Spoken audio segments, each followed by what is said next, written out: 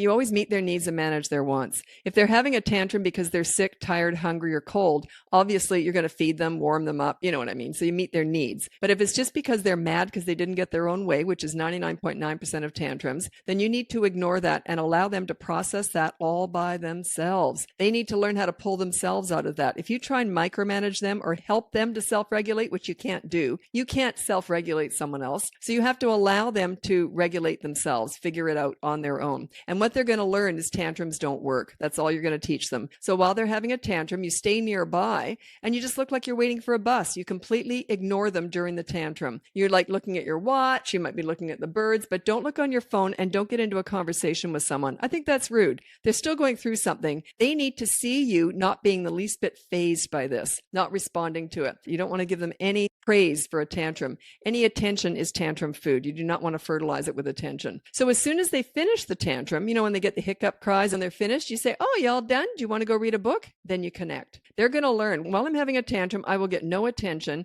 As soon as I stop and act normal, then I'll get attention. You don't need to give them attention constantly after that, but you want to come in pretty quick after the tantrum. If they start up again, just say, "Oops, okay, never mind," and then go back to ignoring. They're going to learn what works and what doesn't. You never want a tantrum to work.